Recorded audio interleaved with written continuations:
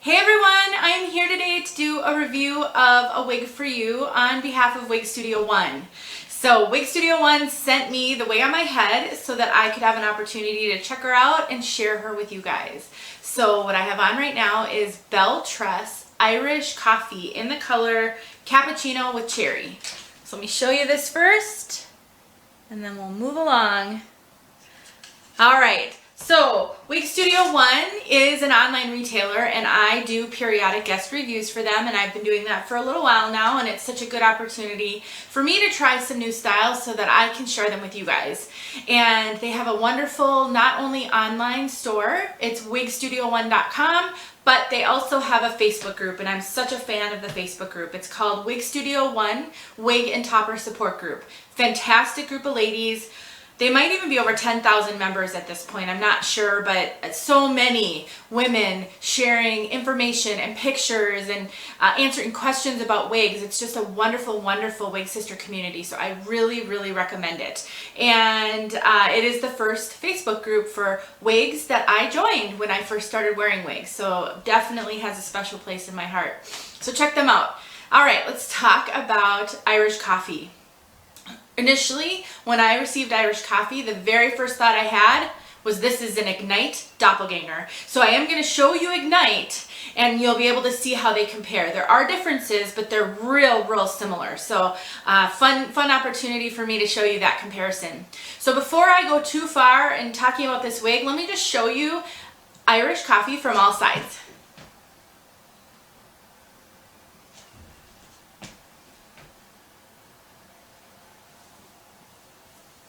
You can see she's got some layers back here.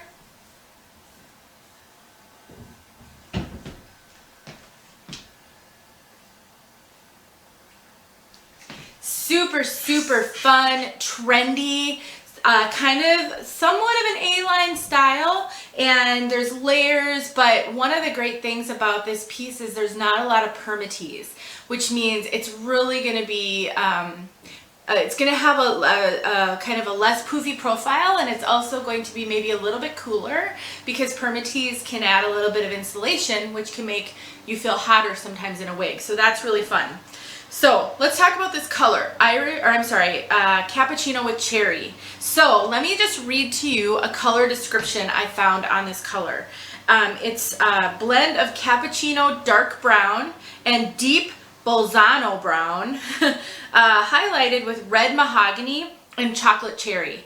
I struggle to see the chocolate cherry and the mahogany in this piece. It's pretty well blended. It's super dark. It's not black, but deep, rich, chocolatey. It's like the most rich, dark chocolate color you can think of. Just so pretty. I will get outside for you guys so you can see this color in outside light. I do have 2 ring lights on me in my bathroom here, so if you see a little glare, it's not a shiny wig. These are heat-friendly fibers, and heat-friendly fibers are generally not shiny. It's just really hard when you've got super strong light on you to not have something look shiny. It wouldn't look this way without these super bright lights, so just keep that in mind. It's just so well blended. It's like doesn't have like bold red highlights. It's just really blended. If you think of, if any of you have seen Chocolate Cherry by John Renault, I do have a review of that color out there. It's very highlighted with this like unbelievable fire red, this chocolate cherry, and that's not this wig. So stick around for the outside. You'll be able to see it a little bit better in outside light with the color, but very pretty. For my wig sisters who love dark brunette colors, bordering on maybe black, but not there, this is a really good choice for that.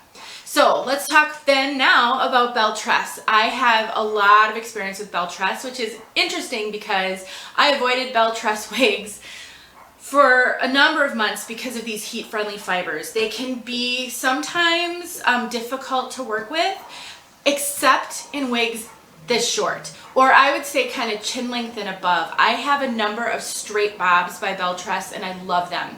I absolutely love Belle Tress heat friendly fibers. The feel of them, I'm not as much of a fan of Raquel Welch heat friendly fibers. They do feel very different. So what that tells you is if you have tried Raquel Welch heat friendly and you don't like them, don't write off Belle Tress, because they feel very different, and I'm not a real fan of how the Raquel Welch heat friendly feel. If you absolutely love Raquel Welch heat friendly fibers though, these are silkier and smoother, and they don't feel, Raquel Welch kind of feel like they have a coating on them to me. This does not feel that way. I just love these fibers. I just keep buying their bobs because I love them. And they do wear really, really well when they're at a length where they don't rub on your clothes. So keep that in mind.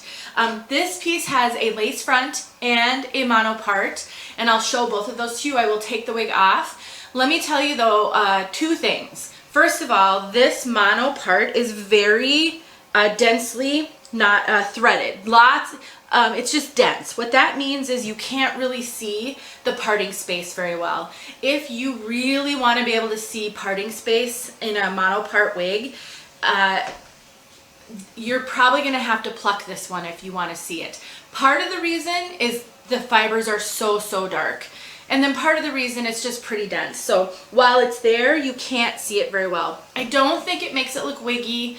I do think that it helps, even having that mono part is helpful because of how it lays. So, it makes it lay really nicely. So it does still give it realism.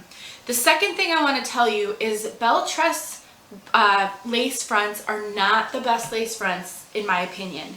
I have gotten lucky a couple of times with them where they look okay, but I've also seen them look extremely knotty. This one looks very knotty, and part of it's the darkness of the fibers.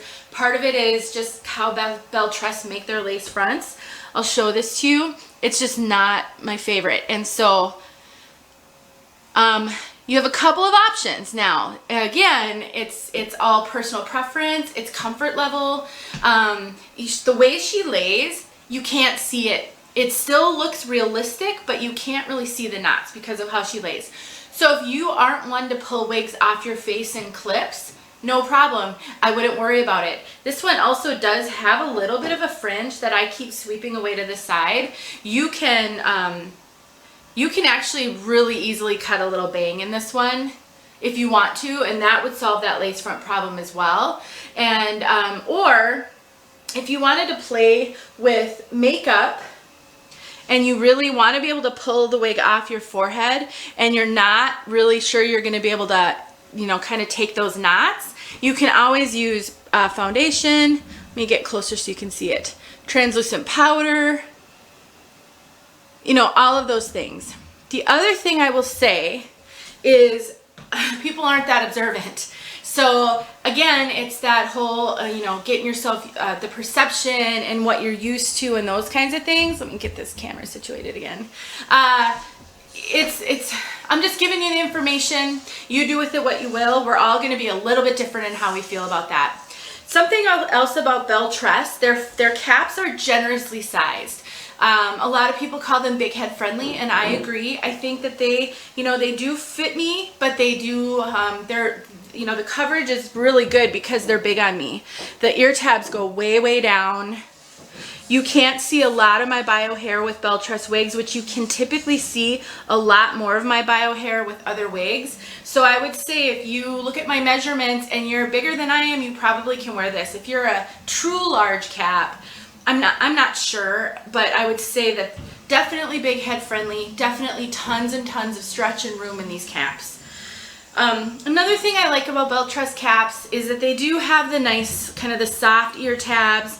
They have extended nape most of the time, and with the Velcro, not with the Velcro adjusters, but they have the bra strap adjusters, which is not my favorite, but that's what they have. I do like the ear tabs and the extended nape though. And then here's the lace front and the monofilament.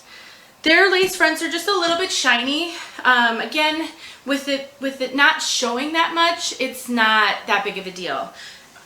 Their fibers are just, I'm such a fan of the fibers. Let me quickly grab Ignite. Now this one's the exact opposite spectrum in color, but just so that you can see the profile and how they might be similar or different.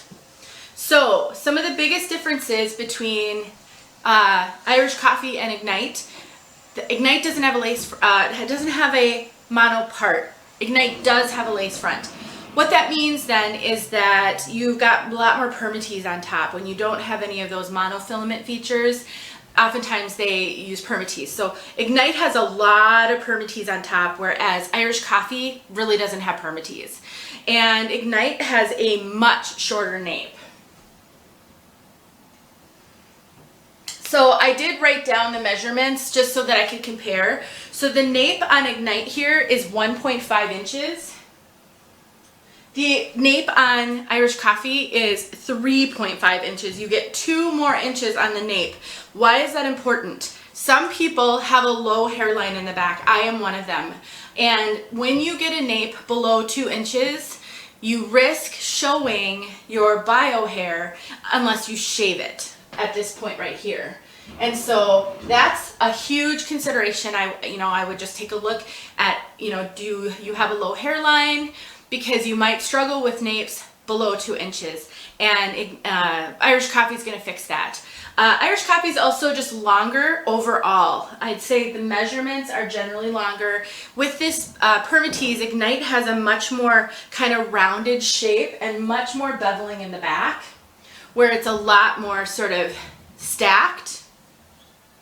Irish Coffee doesn't really lay that way. So if you have Ignite, have tried Ignite, and if you struggled with the length or the poof or the permatease, any of those things, but you loved the style overall, I would say Irish Coffee may be a good substitute.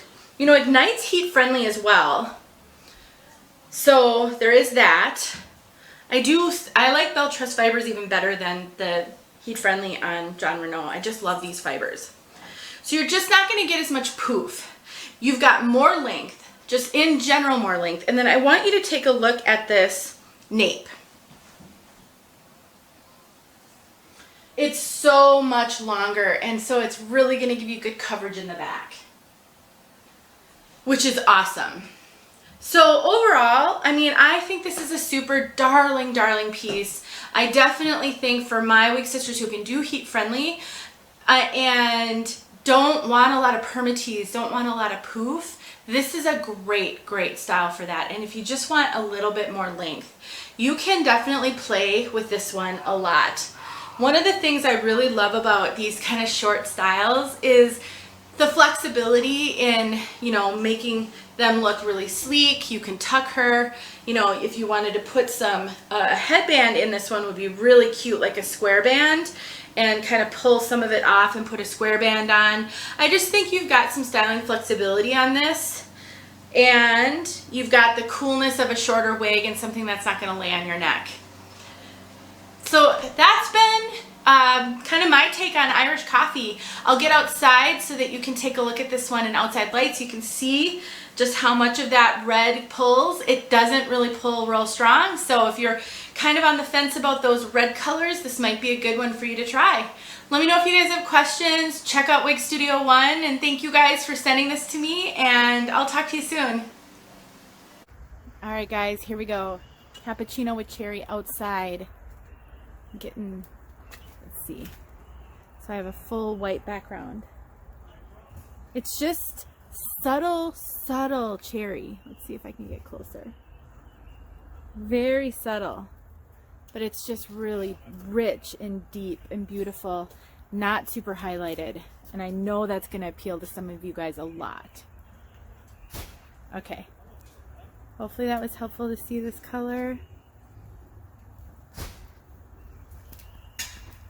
All right, thanks so much for watching, you guys.